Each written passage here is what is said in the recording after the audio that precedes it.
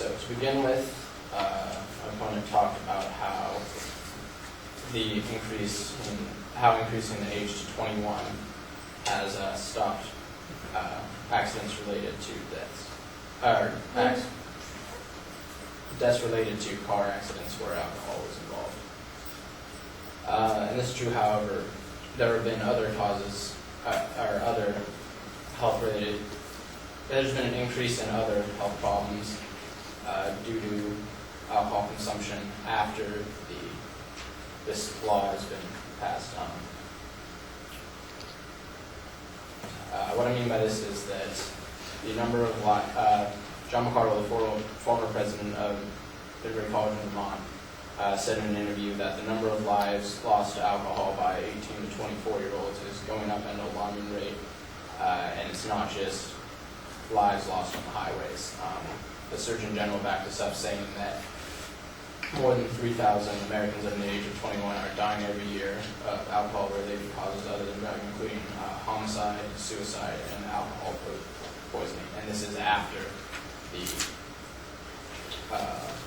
drinking age has been raised.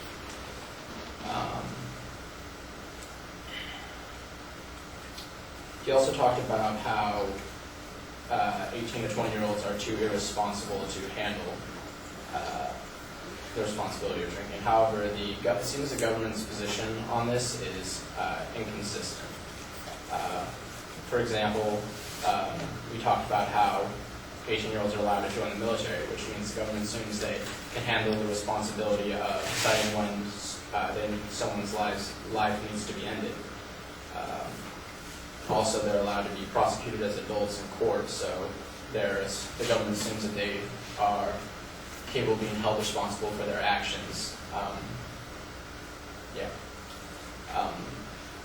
However, for some reason, the government seems to think that while they can make important decisions regarding people's lives and their illegal behaviors, they don't think they're responsible to be able to decide.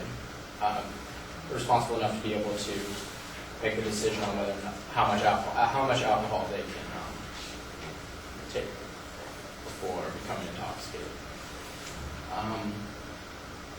They also talked about how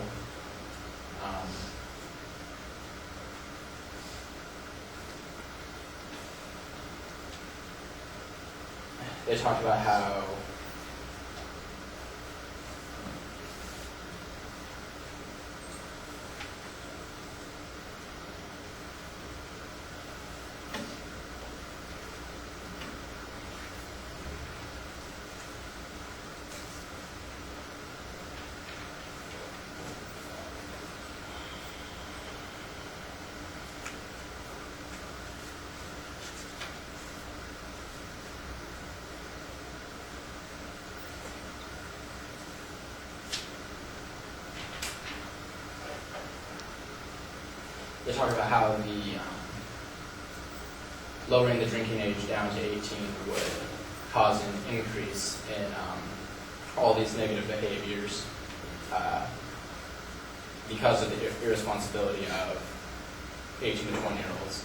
However, Professor Ruthings of Indiana University, who's a professor of applied health sciences, found in over 20 years of research that if 18-year-olds are allowed to drink publicly in areas often frequented by more responsible adults instead of by their uneducated peers at parties and such, that they would be able to develop healthier drinking habits.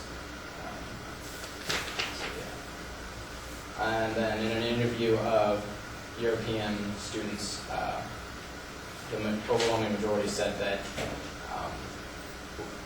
as they were allowed to start drinking earlier, they were able to learn from people like their parents and other adults in public places or at home legally, and that they felt that was a strong reason why they don't suffer from some of the same problems as American students.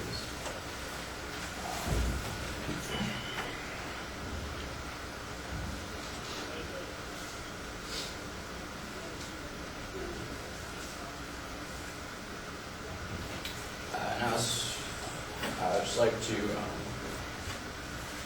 talk about real quick more about the enforcement of the current laws.